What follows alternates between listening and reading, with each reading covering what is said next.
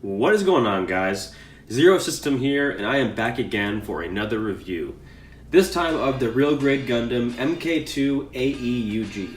I picked this kit up for around 25 or 30 bucks from usagundam.com.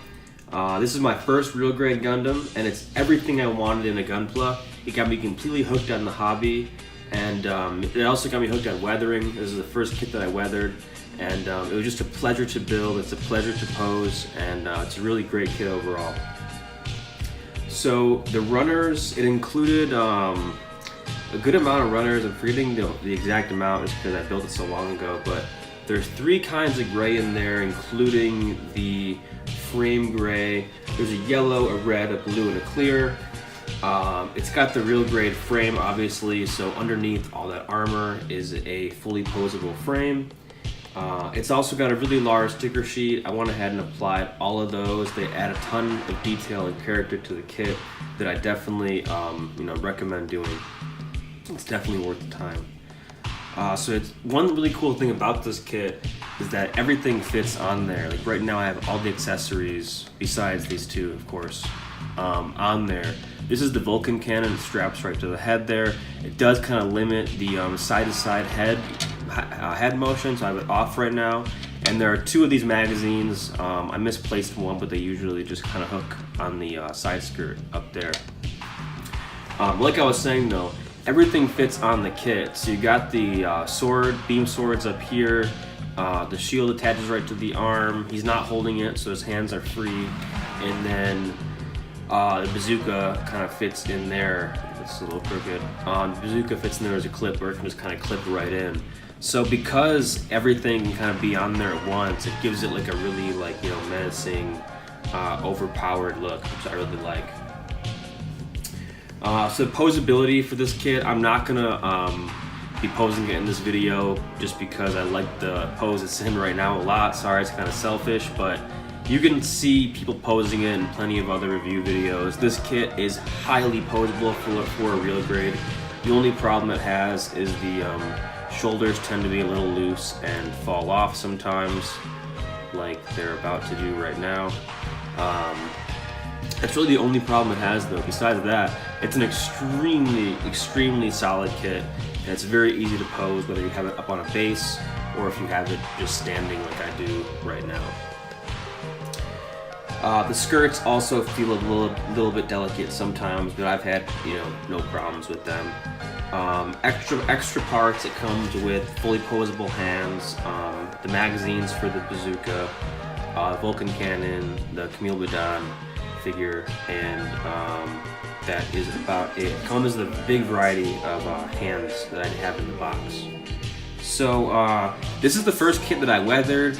That's kind of the end of the overall review. If you want to hear about the weathering process, that's going to be the part that I pick up with now. So as you can see over there on the right, I have Tamiya starting from the top right, moving to the left. We have Tamiya XF63, then we have Tamiya X11, and then down there on the bottom we have XF53, XF64, and then I have the Tamiya Weathering Master C over here, which I used for the rust, which you can kind of see running down some of the skirts.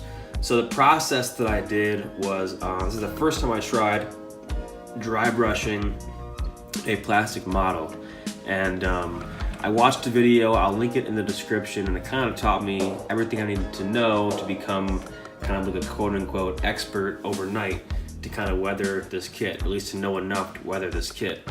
And what I did is I dry brushed the X53 and the X11 on the light gray and on the red and the blue, the silver on the red and the blue, and the light gray on the light gray. I use the XF63 kind of sparingly, more on the shield and stuff, to kind of give that like a really dirty, like beam sabers have just been hitting it, and the silk's just kind of been, hitting it and clouding off and all that.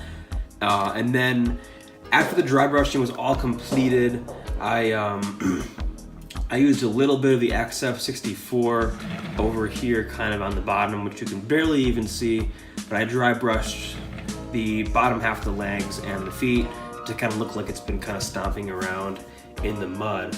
And then when that was all dried up, I further used the Tamiya Weathering Master C to kind of give it a rusty, dirty, sooty kind of look.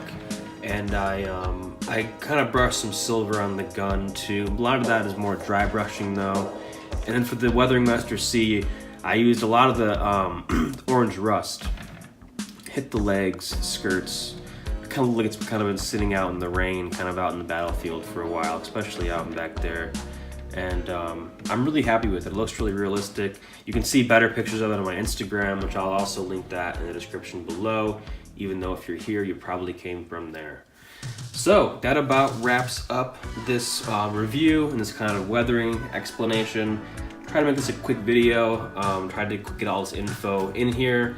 Anything I missed, or any questions you have, or anything else you want to know, feel free to ask and I will reply to you as fast as I can.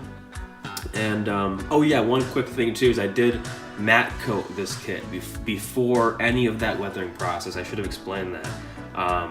Before I applied any of the dry brushing, I took the kit apart, at least the limbs apart, as apart as I could, and I gave it a good matte coat with the Mr. Hobby top coat. That's kind of my preferred go-to top coat. I don't like shiny top coat. I like a matte top coat, and that really helped everything, all the paint stick to the kit.